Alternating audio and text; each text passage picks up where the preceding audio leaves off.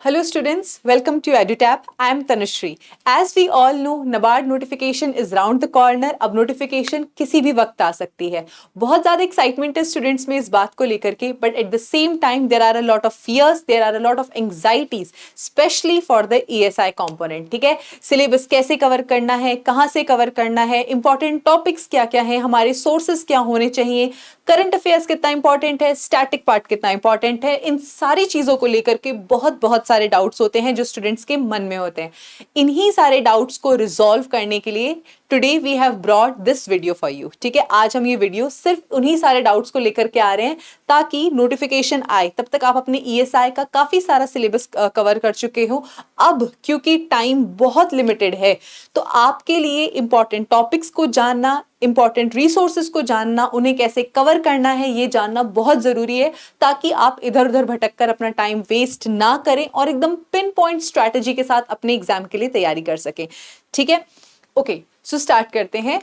First of all, अगर आप किसी भी एग्जाम के लिए प्रिपेयर कर रहे हैं तो सबसे ज्यादा इंपॉर्टेंट चीज होती है किसी भी कंपोनेंट की रिलेटिव वेटेज को जानना. ठीक है, कि हमारे उस पर्टिकुलर एग्जाम की वेटेज कितनी है, उस पर्टिकुलर कंपोनेंट की वेटेज कितनी है.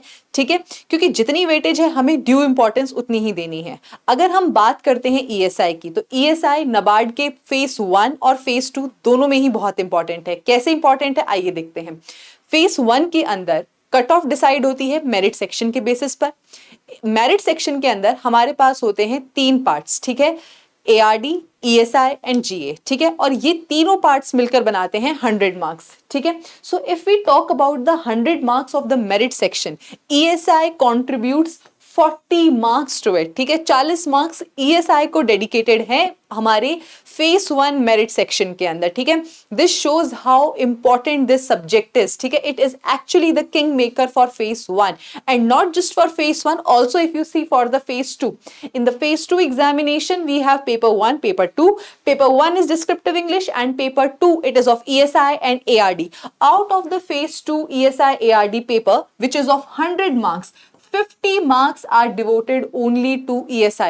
50 marks out of 100, half of the paper is devoted to ESI. These distribution of marks, it tells us how important it is for us to cover ESI well. ठीक है, because it is actually a factor, it is actually the subject which is going to decide whether we are going to be in the list or out of the list. ठीक है, तो अगर ये तो हमने देख ली ESI की importance की बात की. ESI बहुत इंपॉर्टेंट कंपोनेंट है. अब आते हैं the Bible, the guiding light for any exam. अगर आपको कोई भी एग्जाम करना है, क्लियर करना है and not just NABARD grade A, this is what should be your guiding light, the syllabus. ठीक है, अगर नाबार्ड में हम ईएसआई की बात करते हैं, ईएसआई में क्या कवर करना है, कितना कवर करना है, कितनी इंपॉर्टेंस देनी है, दो चीजें सबसे इंपॉर्टेंट होती हैं, syllabus and previous year questions. ठीक है, so here first of all we have the syllabus. Don't worry, we are going to see each and every component in a detailed manner.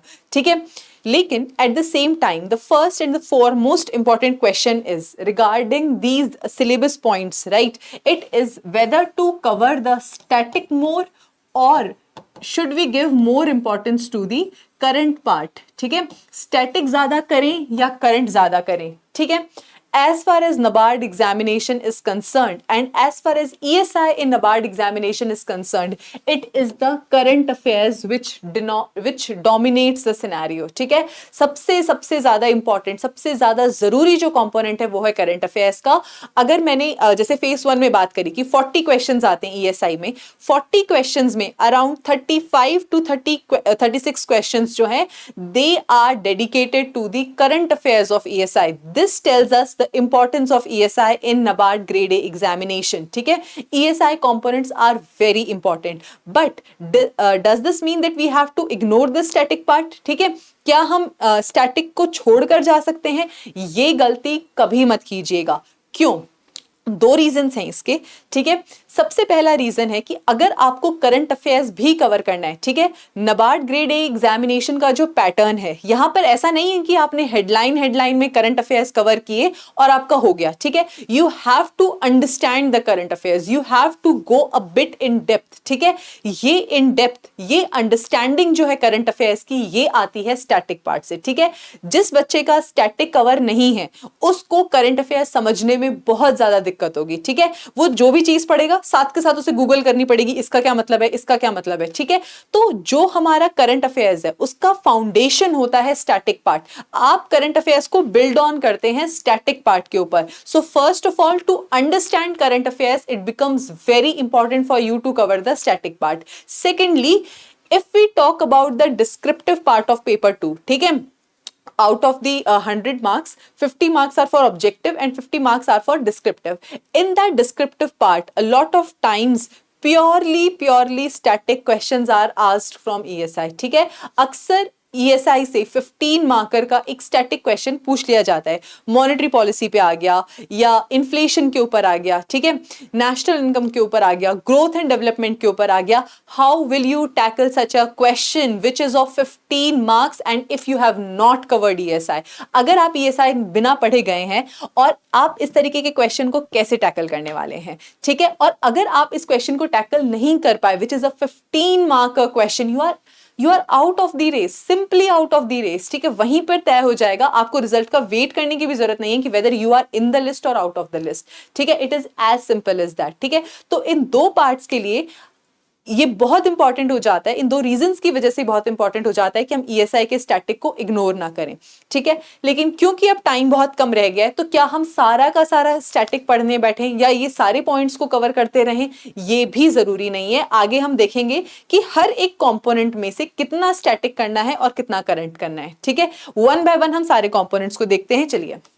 Okay, so the first component which we are going to discuss is the economics part of the ESI. ESI के अंदर economics भी है और social issues भी है। तो सबसे पहले जो हम देखेंगे that is the economics part. In the economics part, the first is the nature of Indian economy. It talks about the structural and institutional features, economic under development, opening of Indian economy, globalisation, Indian economic reforms, privatisation. This part it is very important, and this along with this inflation part, these are very important topics and that is why I have marked the star over there, ठीक है। तो ये star वहां पर इसीलिए क्योंकि बहुत important topics हैं स्टैटिक के पर्सपेक्टिव से भी और करंट के पर्सपेक्टिव से भी, ठीक है। जैसे प्रीवियस ईयर में क्वेश्चन आया था CPI, कंज्यूमर प्राइस इंडेक्स, ठीक है, इन्फ्लेशन से रिलेटेड था, बट ये स्टैटिक पार्ट का भी क्वेश्चन है, ठीक है। आपको पता होना चाहिए कि CPI क्या होता है, कौन इसको रिलीज करता है। All this information becomes very important for you, but at the same time आपको ये भी पता होना चाहिए कि एक पर्टिकुलर टाइम पीरियड का CPI कितना है। अगर CPI पे कोई रिपोर्ट रिलीज हुई है तो उसके अंदर हमारे CPI फॉरकास्ट कितने गिवन हैं। तो ये जो टॉपिक्स है, inflation, different kinds of inflation, what is there impact on debtors, on lenders, ठीक है, ये सारी चीजें जो हैं आपके लिए बहुत इंपॉर्टेंट होती हैं for the static part as well as the current affairs part, ठीक है। उसके बाद में आते हैं हम एग्रीकल्चर के ऊपर, ठीक है। Characteristics and status, technical and institutional changes in the Indian agriculture, agricultural performance, issues in food security in India. As far as this one topic is concerned, it is very important from the static perspective as well, ठीक है। हमारी food security के अंदर क्या issues हैं, ठीक है, the issues related to the PDA scheme, ठीक है। ये सारी टॉपिक्स जो हैं ये बहुत इंपॉर्टेंट होते हैं स्टैटिक पर्सपेक्टिव से, and you do have to give them due diligence, ठीक है। बहुत अच्छे से आपको पढ़ना है ये। अपार्ट फ्रॉम दैट, ठीक है, you have to do current affairs as well. अगर कोई इंपॉर्टेंट एग्रीकल्चर इकोनॉमिक्स से रिलेटेड रिपोर्ट आती है, कोई मिनिस्ट्री की रिपोर्ट आती है, तो वो भी आपको करना है, ठीक है। उसके बाद में आते हैं rural banking and financial institutions in India. Again this topic is important both from the static and the current perspective. Why static? Because see, as far as the question of financial inclusion is concerned, as far as the issue of access to credit in rural areas is concerned, these are all the topics on which NABARD is also working, right? So a descriptive question can be there on this topic, ठीक है। So do cover it really well both for the static and the current perspective, ठीक है। उसके बाद आगे चलते हैं social issues. Social issues के अंदर we have this topic education. बहुत बहुत बहुत फेवरेट टॉपिक है ये NABARD का। एजुकेशन वाले टॉपिक के अंदर you have to give very little importance to the static part. Here it is the current affairs which is going to dominate, ठीक है। यहाँ पर आपको करंट अफेयर्स को सबसे ज्यादा अच्छे से कवर करना है as compare to the static part, ठीक है। अगर गवर्नमेंट के कोई भी नए इनिशिएटिव्स हैं, नेशनल एजुकेशन पॉलिसी है या कोई भी इनिशिएटिव है, ठीक है, एट द सेम टाइम अगर कोई रिपोर्ट आती है एजुकेशन के ऊपर, ठीक है, वो सारी चीजें आपने बहुत अच्छे से कवर करनी है। ओके, उसके बाद में आता है हमारा social justice, problems of scheduled caste, scheduled tribes. Again here you have to do the static part, but more importance needs to be given to the current affairs, ठीक है। शेड्यूल्ड का, शेड्यूल्ड ट्राइब्स की upliftment के लिए अगर कोई initiative है, अगर कोई स्कीम आती है, स्टैंड अप इंडिया स्कीम आती है या कोई भी और स्कीम आती है, आपको उसको बहुत बहुत अच्छे से करना है। स्टैटिक पार्ट में आप कुछ जेनेरिक क्वेश्चंस के आंसर देखिए कि what are the problems of एससीज and STs, what are the steps which government is taking, ठीक है। तो इस तरीके की चीजें हैं जो आपको स्टैटिक पर्सपेक्टिव से कवर करनी है।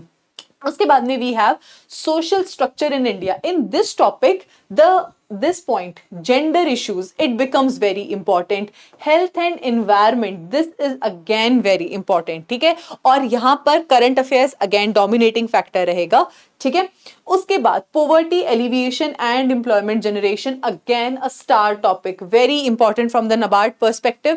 नरेगा में हर साल किसी ना किसी फॉर्म में क्वेश्चन आता ही आता है। poverty alleviation, ठीक है, उससे रिलेटेड चाहे हमारा नरेगा हो गया, नेशनल रूरल लाइवलीहुड मिशन हो गया, ठीक है, ये सारी चीजें बहुत इंपॉर्टेंट हो जाती हैं। करंट अफेयर्स बहुत बहुत ज्यादा इंपॉर्टेंट है यहाँ पर, ठीक है। At the same time static को आपने वही जेनेरिक पॉइंट्स में कवर करना है। What is employment, reasons for employment, unemployment, sorry, reasons for unemployment, ठीक है। तो ये सब चीजें आपको देखनी है। Causes and consequences of the poverty, ठीक है, ये सब चीजें आपको स्टैटिक पर्सपेक्टिव से देखनी है। But again initiative, schemes, reports, ठीक है, वो इन टॉपिक्स के लिए बहुत ज्यादा इंपॉर्टेंट हो जाती हैं। ऑलराइट, अब हम चलते हैं हमारे अगले टॉपिक की तरफ, दैट इज पॉपुलेशन ट्रेंड्स। इसके लिए सबसे ज्यादा इंपॉर्टेंट हो जाता है सेंसस 2011, ठीक है। अभी हमारे पास जो सेंसस है, लेटेस्ट सेंसस 2011 ही है, तो हमें इसी को रेफर करना होगा, ठीक है। सेंसस 2011 के अंदर जो पॉपुलेशन ट्रेंड्स हैं उनको बहुत अच्छे से देखना है, क्वेश्चंस आ सकते हैं उसके ऊपर, ठीक है। बट इस टॉपिक की रिलेटिव इंपॉर्टेंस थोड़ी सी कम है। उसके बाद में आती है इंडस्ट्री, ठीक है, industrial and labour policy, industrial performance. इस टॉपिक के लिए मेजरली आपको रिपोर्ट्स रेफर करनी है, ठीक है। अगर कोई रिपोर्ट आती है जिसमें इंडस्ट्रियल परफॉर्मेंस की बात की गई है, दैट बिकम्स इंपॉर्टेंट, ठीक है। उसके बाद में आते हैं social movements, Indian political system, human development. Human development again very important. SDG से रिलेटेड कोई रिपोर्ट आती है, ठीक है, नीति आयोग अगर एसडीजी से रिलेटेड कोई रिपोर्ट रिलीज करता है, इंटरनेशनल इंस्टीट्यूशंस भी अगर कोई रिपोर्ट रिलीज करते हैं, ह्यूमन डेवलपमेंट इंडेक्स अगर आता है, it becomes very very very important, ठीक है। उसके बाद में इंडियन पॉलिटिकल सिस्टम, ये एक थोड़ा सा डाइसी टॉपिक है। कई बार तो इससे कोई क्वेश्चन नहीं आता और कई बार सीधे 4 क्वेश्चन भी आ जाते हैं, ठीक है। इस तरीके का ये क्वेश्चन है। हो सके तो ल्यूसेंट जैसी किसी बुक से आप इसको रेफर करके थोड़ा ऊपर से कवर कर लीजिएगा, ठीक है। उसके बाद में आते हैं सोशल मूवमेंट्स। अगेन इस टॉपिक की जो रेलेवेंस है from NABARD perspective, it is not that much, ठीक है। ये हो गए हमारे सारे टॉपिक्स कवर। उसके बाद में the elephant in the room, ठीक है, अगर आप पूरा सिलेबस देखेंगे तो लास्ट में एक 5 शब्द, the golden 5 words I would say, में मेंशन्ड है current affairs for economic and social issues, ठीक है।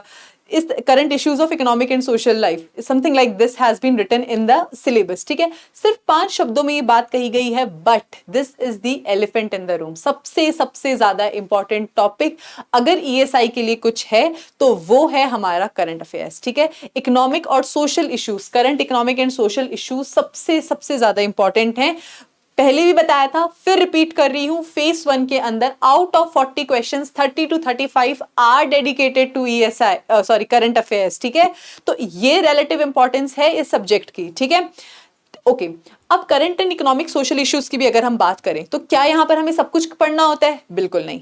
क्या पढ़ना है और कैसे पढ़ना है? सबसे पहले और सबसे ज्यादा जरूरी है latest economic survey and budget, ठीक है। जो भी हमारा इस गिवन ईयर का इकोनॉमिक सर्वे है और जो बजट अभी आएगा, वो दोनों बहुत ज्यादा इंपॉर्टेंट है नबार्ड पर्सपेक्टिव से, ठीक है। आपको ईएसआई के इकोनॉमिक्स पार्ट को कवर करने के लिए इन दोनों को जरूर जरूर जरूर रेफर करना है, ठीक है। उसके बाद में आती हैं गवर्नमेंट स्कीम्स, ठीक है, अगेन वेरी फेवरेट टॉपिक। अब सवाल ये उठता है कि क्या हमें गवर्नमेंट स्कीम्स जो हैं वो कितने टाइम पीरियड की कवर करनी है, या क्योंकि कई बार क्वेश्चन जो है वो बहुत पुरानी पुरानी स्कीम से भी आ जाता है, तो क्या हम 4 साल 5 साल पहले जाके स्कीम्स पढ़ना शुरू कर दें, या टाइम पीरियड कितना रेफर करना है? देखिए, आइडियली जो है आपको करंट अफेयर्स के लिए 3 to 5 मंथ रेफर करने होते हैं, ठीक है।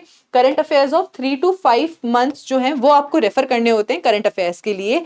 लेकिन अगर कोई स्कीम है, सपोज कीजिए 2014 में रिलीज हुई थी या 2019 में रिलीज हुई थी, अब जब गवर्नमेंट बनी है वो उसमें कुछ चेंजेस लेकर आती है, उसी स्कीम को कंटिन्यू करती है, ठीक है। उस पर्टिकुलर स्कीम से रिलेटेड जो एलोकेशन है, बजटरी एलोकेशन है, वो इनहांस करती है या डिक्रीज करती है। और वो स्कीम जो है, ऑल्दो वो पुरानी स्कीम थी, पर अगर वो न्यूज में आ गई है वो हमारे लिए इंपॉर्टेंट हो जाएगी, ठीक है। तो आपको गवर्नमेंट स्कीम्स पे अगेन बहुत ध्यान देना है। गवर्नमेंट स्कीम्स में क्या क्या कवर करना है, किस मिनिस्ट्री ने रिलीज करी, लॉन्च ईयर क्या था, बेनिफिशियरीज कौन कौन है, बजटरी एलोकेशन कितना है, ठीक है, या फिर अगर उसके कोई स्पेशल फीचर्स हैं तो वो कौन से हैं। अगर उस स्कीम ने किसी स्कीम को रिप्लेस किया है तो वो पुरानी वाली स्कीम कौन सी थी जिसको रिप्लेस किया है, ठीक है। ये सब कुछ चीजें हैं जो आपको हर एक स्कीम के अंदर अच्छे से पढ़नी है, ठीक है। स्पेशली अगर जो स्कीम्स हैं वो हमारे सिलेबस से रिलेटेड हैं, ठीक है। मोस्टली स्कीम्स जो होती हैं वो सिलेबस के किसी ना किसी पॉइंट से रिलेटेड होती हैं, क्योंकि ह्यूमन डेवलपमेंट आ गया, जेंडर इश्यूज आ गया, एजुकेशन आ गया, हेल्थ आ गया, एनवायरमेंट आ गया। तो ये वैसे भी हमारी गवर्नमेंट की फ्लैगशिप स्कीम्स जो होती हैं वो इन 5-6 पॉइंट्स के अराउंड ही रिवॉल्व करती हैं, कहीं ना कहीं इनसे जरूर रिलेटेड होती हैं। तो इसीलिए आपको हर एक फ्लैगशिप स्कीम को बहुत अच्छे से पढ़ना है, और अगर वो न्यूज में मेंशन्ड है तो और भी ज्यादा इंपॉर्टेंट हो जाती है। उसके बाद लेटेस्ट इंडाइसेस एंड रिपोर्ट्स, ठीक है। कोई भी नेशनल या इंटरनेशनल इंस्टीट्यूशन अपनी रिपोर्ट रिलीज करता है, कोई इंडेक्स रिलीज करता है, वो आपको बहुत अच्छे से पढ़ना है। वर्ल्ड बैंक, IMF, ठीक है, ADB, अगर ये कोई भी रिपोर्ट रिलीज करते हैं, नीति आयोग हो गया, अगर उनकी कोई रिपोर्ट है, मिनिस्ट्री ऑफ एग्रीकल्चर की एनुअल रिपोर्ट है, ठीक है, और या हमारा लाइफ स्टॉक सेंसस है। लाइफ स्टॉक सेंसस तो खैर चलिए ARD के पर्सपेक्टिव से इंपॉर्टेंट हो जाएगा, लेकिन ये जितनी भी रिपोर्ट्स एंड इंडेक्सेस हैं ये सब हमारे ESI के पर्सपेक्टिव से बहुत इंपॉर्टेंट हैं, ठीक है।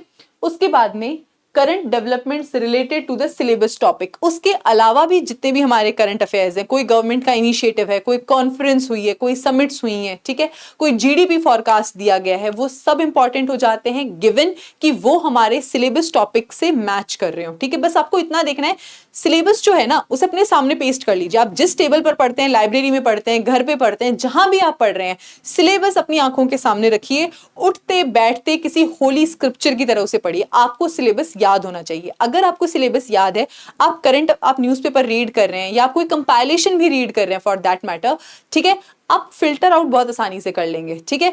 कोई भी चीज हो, चाहे कंपाइलेशन हो या करंट या न्यूज़पेपर हो, there is a lot of stuff and when you are short on time you have to have the skill of filtering out, right? Now how will you be able to filter out? It is through syllabus. Learn the syllabus, keep it in front of you, have a look at it, read it in day and night, ठीक है। 2 बार दिन में पढ़ के सो इसे, ठीक है। अच्छे से सारी चीजों को देखो और सिलेबस को याद रखो। जो भी पढ़ रहे हो फिल्टर आउट करो सिलेबस की हेल्प से, ठीक है, कि पढ़ना है या नहीं पढ़ना। किसी भी एग्जाम को क्लियर करने के लिए ये बात याद रखिएगा, जो पढ़ा है वो जरूरी नहीं है, क्या नहीं पढ़ना है ये पता होना ज्यादा जरूरी है। क्योंकि मोस्ट ऑफ द स्टूडेंट्स मेहनत बहुत करते हैं, लेकिन जो पढ़ना चाहिए उससे ज्यादा इंपॉर्टेंस वो उन चीजों पे दे देते हैं जो नहीं पढ़ना चाहिए, ठीक है। दूसरी आपको चीज लगेगी फोमो, ठीक है। मैंने XYZ कंपाइलेशन से पढ़ा है, उन्होंने ABC कंपाइलेशन से पढ़ा है, उन्होंने न्यूज़पेपर से पढ़ा है, वो तो डायरेक्टली PIB के नोट्स बना रहे हैं, what should I do? Please don't do this. अब टाइम बहुत कम है, ठीक है। नोटिफिकेशन रिलीज होने के बाद और जब नोटिफिकेशन रिलीज होने ही वाली होती है उस टाइम पर आपके पास फोमो में पढ़ के टाइम वेस्ट करने का तो टाइम एटलीस्ट नहीं होता, ठीक है। इस फोमो में बिल्कुल मत आइएगा। देखिए, हर कोचिंग इंस्टीट्यूट अपनी तरफ से बेस्ट कंपाइलेशन बनाता है, हर न्यूज़पेपर अपनी तरफ से बेस्ट न्यूज कवर करने की कोशिश करता है, एटलीस्ट वो न्यूज़पेपर्स जो स्टूडेंट्स रेफर करते हैं, ठीक है। आप जो भी पढ़ रहे हैं it is the best source, ठीक है। बिल्कुल मत भागिए। जो सामने वाला है ना उसे भी यही फोमो हो रहा होगा कि उसकी मैगजीन में मुझसे ज्यादा कुछ है। हार्डली 1 या 2 पॉइंट ऐसे होंगे जो किसी और की मैगजीन में या जो किसी और न्यूज़पेपर में या कहीं और आपसे इधर उधर होंगे। अदरवाइज आप जो भी सोर्स रेफर कर रहे हैं, आप न्यूज़पेपर पढ़ रहे हैं, आप कंपाइलेशन पढ़ रहे हैं, आप जो भी पढ़ रहे हैं, स्टिक टू इट। फोमो में आके टाइम वेस्ट मत कीजिए, ठीक है। चलिए आगे चलते हैं। उसके बाद में आते हैं सोर्सेस फॉर ESI स्टैटिक। ठीक है। अगर हमें ESI स्टैटिक खुद से प्रिपेयर करना है तो उसके सोर्सेज क्या होंगे? सबसे पहले और सबसे इंपॉर्टेंट जो मैं कहूंगी वो है इंट्रोडक्टरी मैक्रो इकोनॉमिक्स। ये क्लास 12th की NCERT की बुक होती है for macro economics. Very very important. Inflation, budget, open economy, ठीक है, concept of money, concept of banking, concept of national income, ये सारे जो बेसिक इकोनॉमिक कॉन्सेप्ट्स हैं बहुत अच्छे से इस बुक के अंदर कवर्ड हैं। जीडीपी डिफ्लेटर क्या होता है, CPI WPI क्या होते हैं, सब कुछ इस बुक में बहुत अच्छे से बेसिक लेवल पे कवर्ड है जो आपको पता होना चाहिए। तो डू रेफर दिस बुक। उसके बाद में माइक्रो इकोनॉमिक्स अगर टाइम है तो रेफर कीजिएगा क्योंकि इससे क्वेश्चन थोड़े कम ही आते हैं। उसके बाद में we have Indian economic development, again globalization, LPG reforms, health, education, ये सारे टॉपिक्स जो हैं इस बुक के अंदर कवर्ड होते हैं, तो यू कैन रेफर इट। उसके बाद we have books like Ramesh Singh and then there is also book called of Vivek Singh, ठीक है। तो ये जो बुक्स होती हैं ये आप रेफर कर सकते हो इन मतलब as reference book over and above the NCERTs। अब सवाल उठता है कि क्या हमें ये बुक्स जो है वो कवर टू कवर रीड करनी है? रमेश सिंह हो गई, ठीक है, क्या ये बुक हमें कवर टू कवर कंप्लीट करनी है? No, you don't have to do it cover to cover, ठीक है।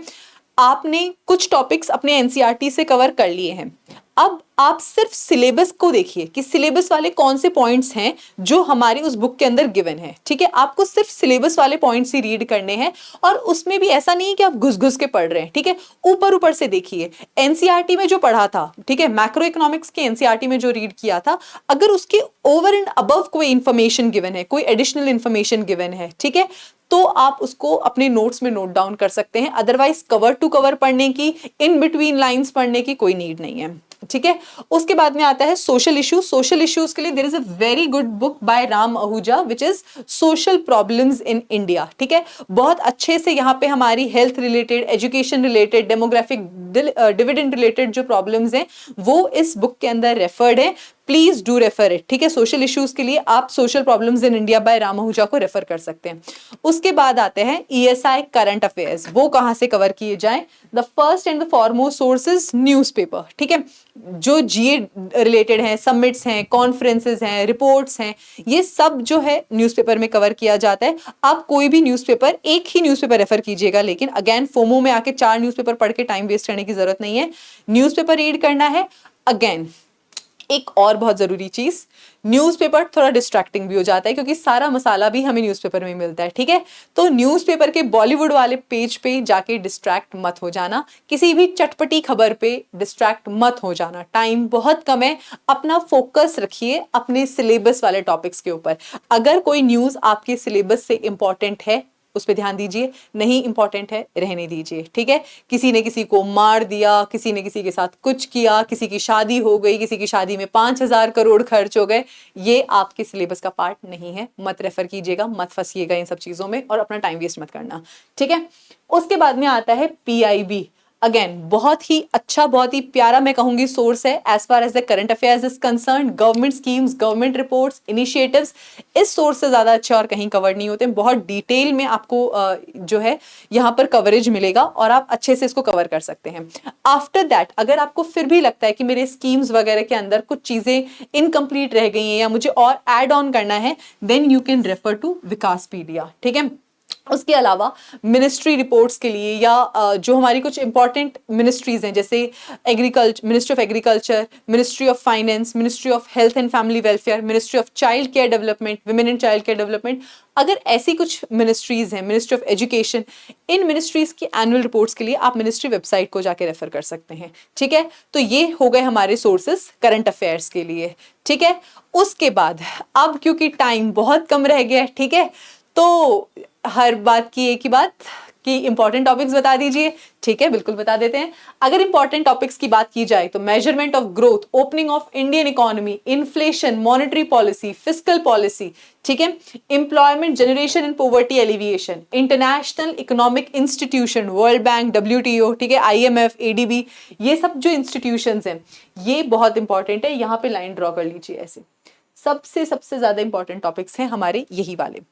उसके बाद में आता है इंडियन पॉलिटिकल सिस्टम, इससे क्वेश्चंस आ जाते हैं, ठीक है, तो इसको भी आप स्लाइटली रेफर कर सकते हैं। उसके बाद है रीजनल इकोनॉमिक कोऑपरेशन, ठीक है, बिम्स्टेक हो गया, सार्क हो गया, ठीक है, एससीओ हो गया, इन तरीके के क्वेश्चंस जो हैं वो भी आते हैं, ठीक है, तो इन्हें भी आप जरूर देख लीजिएगा, स्पेशली अगर इनसे रिलेटेड कोई रीसेंट हैपनिंग है, कोई मीटिंग हुई है, कोई कॉन्फ्रेंस हुई है तो।